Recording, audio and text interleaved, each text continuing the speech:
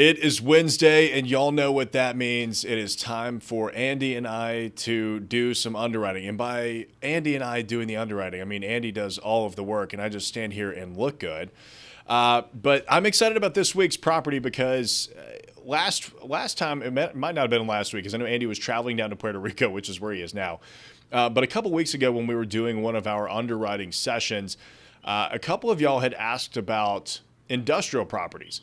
And while today's property is not standard or traditional industrial triple net real estate, it is kind of a hybrid. Because if you look at what a furniture warehouse is, which is what we were looking at today, is a higher end, mid to high end furniture store, it's basically a retail warehouse hybrid. So with that being said, Andy, kick us off.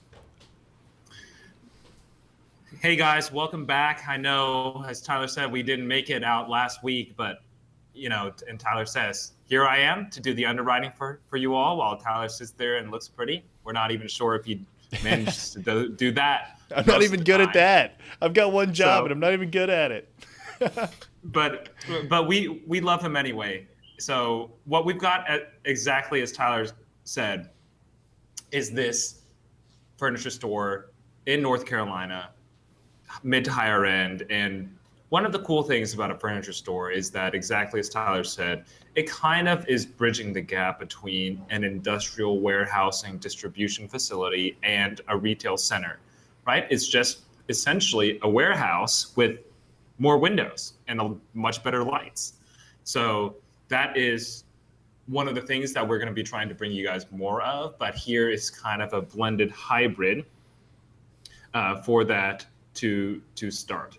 So what we've got going on here, and I wanted to show you guys first kind of this deal sheet that we put together for these properties. This is something that that we usually put together if you guys sign up for our email list, kind of a little bit what these deal sheets looks like. And I'm going to stay down here to not show you everything. We don't want to give it away exactly what this property is, but this property we will go through and we'll show you what the IRR, the equity multiple is. We will show you guys what the investor returns are, and we'll even go through and show you guys what our asset management fees would look like if you chose to partner with us on that, and how we provide value and service to our investors as well. One of the things that we do is obviously we go through and we help people like you all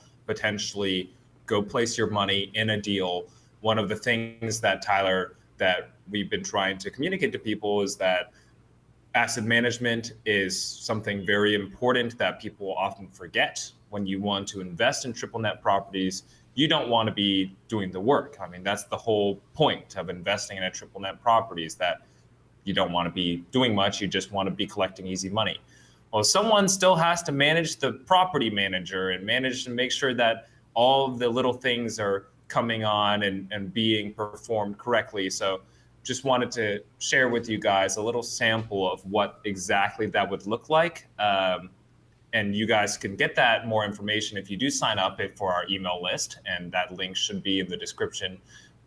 To get these deals that we underwrite, we actively send these out to our list here, but we want to, of course, also show you our model, our process, and some of the other thoughts that we take into consideration while we do these investments.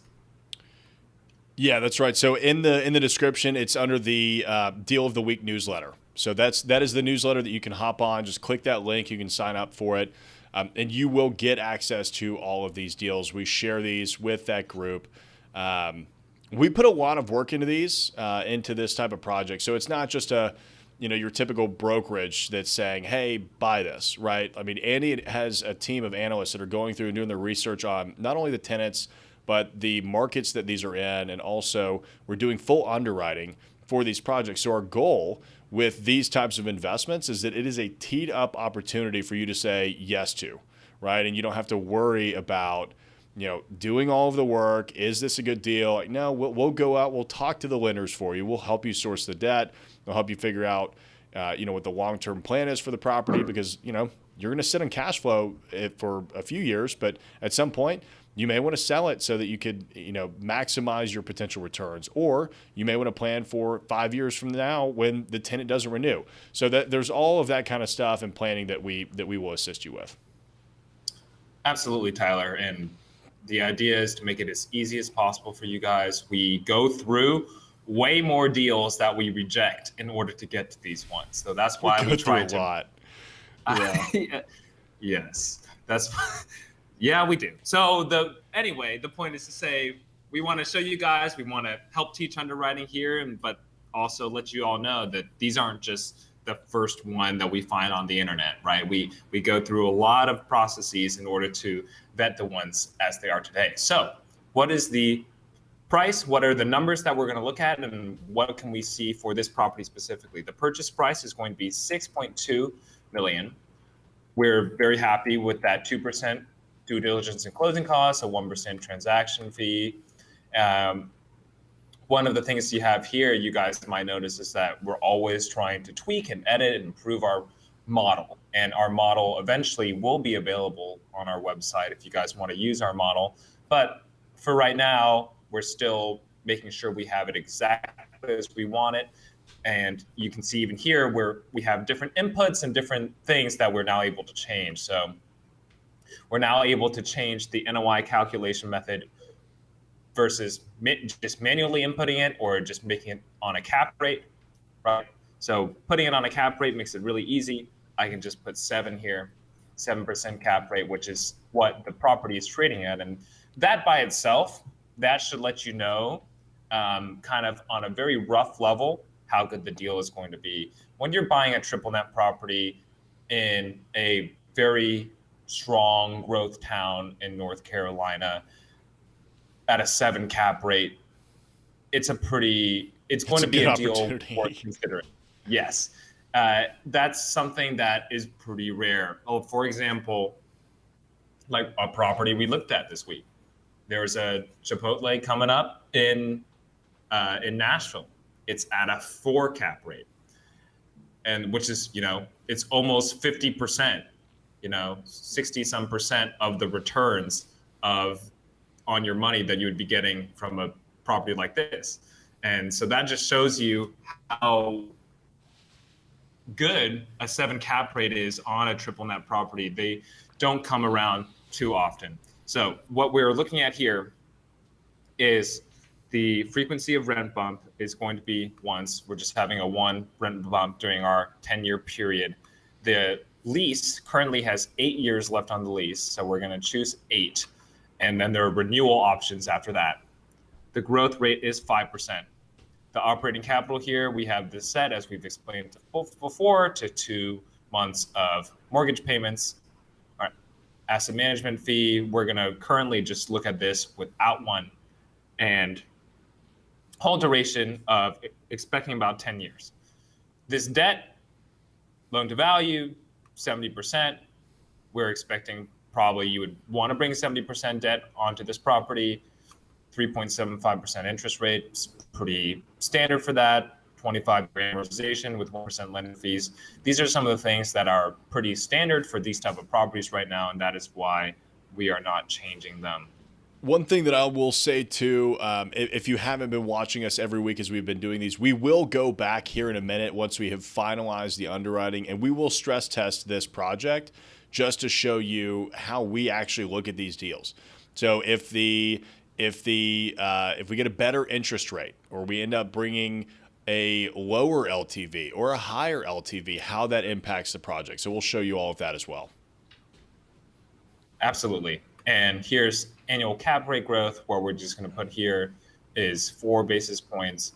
This number is not affecting anything because we can change it to be manual input. That's where the manual input comes from. So this number doesn't matter for right now. 4 basis points growth. That means that we would expect to be selling it at a 7.4 cap rate by the end of the hold period. And we have 7% selling costs in here, which we think are on the higher end, but also pretty conservative there. So none of this matters here because we're not projecting out any GP or LP which is just if you syndicated this deal and then you had a general partnership versus a limited partner and who gets what share of the investments. This is one number that is important as someone buying this deal, what the average investor's annual income would be. This one, we think someone buying a $6 million property might be on average making a little bit more money. So we will say $200,000. And the reason why that's important is because one of the things that we try to model out for people is the effect on tax, the tax benefits that you would be getting from buying a property. One of the biggest reasons you buy real estate is beyond just the cash flow, the hopefully safe investment, is that also you're getting significant tax benefits. And this is what you have here.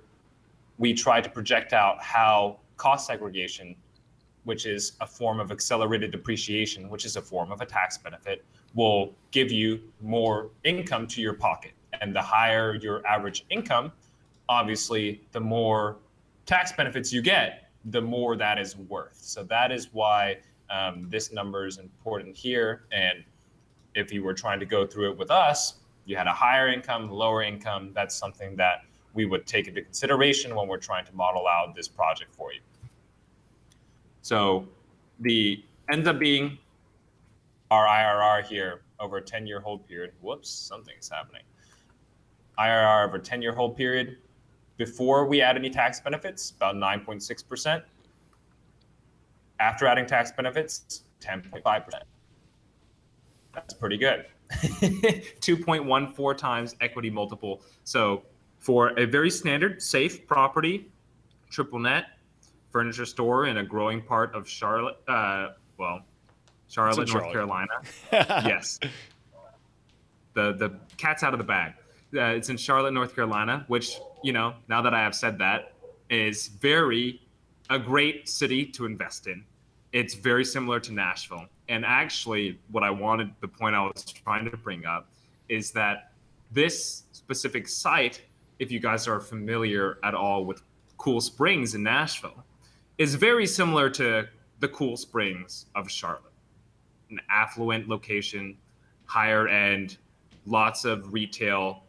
So the location and the city it's in and the growth and all of that kind of stuff, that's all things that we considered bringing you guys this deal to look at. And the fact that it's also, gives you a pretty good equity multiple, pretty good cap rate, pretty strong city, gives us a lot of confidence that this is something that you could take down and be pretty happy with. One of the considerations I do want to bring to you guys is that obviously the lease ends in year 8. So there is some percentage risk that this tenant will not re-sign. Well, one of the other things that we look at is looking at the market rate for space. And believe it or not, the rent per square foot that this tenant is currently paying is $9 per square foot. Okay. Wow. So that's really cheap. That is very cheap. I mean, that's industrial pricing for those of y'all that are not familiar with that, which is really good. Which is very good. So that gives me confidence when I look at something like that. Let's say worst case scenario, they leave after 8 years. They don't exercise one of their renewal options. I am very confident that something like this. We talked about this on our podcast. We talk about it in other episodes. This is one of those properties that, because it's kind of like an light industrial shipping distribution facility, storage facility already, can very easily be transitioned into another tenant that does that kind of work. So worst case scenario, they leave, you actually 8 years from now might be able to get a higher price per square foot than if they stayed on. It actually might be beneficial for the investor for them to leave, because I actually think you could probably push that to 11 or 12 bucks a square foot, especially 8 years from now. So sorry about the sound in the back. Sounds like there's a party going on outside. There is a party every day in Puerto Rico, my friends. One of the fun things about a lot of the houses here where I'm staying in an Airbnb. My house doesn't have windows. It only has like window shades. So everything is very loud. So I appreciate you guys having patience with me there. The point I was trying to say is that, gosh, It's the fun. I point mean, was trying to luckily I can barely hear it, so you're good. Okay, it's loud. It's really loud for me. The point I can barely the point I'm trying to make is that one of the most important considerations that we always are trying to take into account is what happens at the exit. For every single property, that is one of the most important considerations you guys have to think about. You want to go through what is the best case scenario, probably that they renew and that everything works out. It's super easy. What is the worst case scenario? They don't renew. Okay, what do we have to do to plan for that contingency? What kind of tenants can we possibly put in here? Is this in a good location that we can get a new person in? Is it at a cheap enough rent per square foot that we could replace somebody and not be way top of the market and be very, very hard pressed to find anybody to go there? That's the type of stuff that we are always taking into account. And so we're pretty confident that a building like this, especially 8 years from now, the location is good enough to carry it by itself to be easily transitioned into another property, even if this tenant left. Yeah, which I mean, look, when you're buying these triple net investments, it's very important for you to consider your exit strategies, right? I mean, people get excited about Dollar Generals because Dollar General is such a big, tenant. They'll come in and sign a 10 or a 15-year lease. And, they'll trade it, 5.75 to 6 caps. The problem with a lot of the Dollar Generals, though, is that they're in small towns in the middle of nowhere that you have no exit strategy, right? You're either going to sit on it and hope that you fill it with some local tenant, or you're going to have to hope somebody else will buy it. Because, I think the average Dollar General stays in one location for about 18 years. So the exit strategy there is there's not a whole lot that you have going for you. Now, Andy, what would it look like? We deal with a lot of clients that are in 1031 exchanges. What would it look like if somebody was going to bring, say, 50% to the table? So obviously, Tyler, and we've gone over this before, one of the most important things when you go to look at your real estate is your spread. And your spread is the cap rate percentage return that you're getting, right? Because the cap rate functionally is your return on investment if you bought a building all in cash, because it is the NOI, right? So that's functionally what the cap rate is. So when you have debt, right, actually in a lot of cases, the more debt you have, as long as you have a high enough spread of like a 7% over 3.75%, the better your returns will be, because you're profiting off of the spread between these two numbers, right? So our numbers here are going to go down, but probably if this were to happen, your rate would go down at least a little bit, 25 basis points. I wouldn't be surprised. And you're going to have more like an 8% IRR with 8.6% with including tax benefits as compared to a 10%, but it's obviously going to be a lot less risky. If you need to place your capital, you need to go ahead and do that way. Yep. There's absolutely nothing wrong with having more debt or having less debt, just depending on how it fits your portfolio, how you want to be approaching your investments. And especially, as Tyler said, if you're having a 1031 exchange, you need to just place all your capital in one place. There are restrictions, especially if you have a very big capital event where you have a large amount of capital gains, where you can, for example, you cannot identify more than 3 properties to 1031 exchange into if the value of those properties exceeds 200% of your original value. Okay, now we're getting complicated. Essentially just means that if you have too much debt on these properties, then the overall value of the new property that you're buying is going to be too high. And you might not be able to place as much debt if you're trying to buy several properties with a 1031 exchange. So there are very legitimate reasons beyond just I'm trying to get the best return on my money to have less debt on a property. That's right, and I've got a video on the channel about the 1031 exchange, diving into that. It's one of our more popular videos. If you want to learn more about that, you're welcome to go find it. One thing I will say that is almost an intangible benefit of doing a 1031 exchange into a property like this and only having 50% debt is the amount of taxes that you will save by not having to pay capital gains, right? I mean, what is that, 20%? So, if you're looking at that, you're going to save capital gains tax. So it just, your wealth actually begins to snowball. And a lot of these investors will start off in the $1 to $1.5 million range.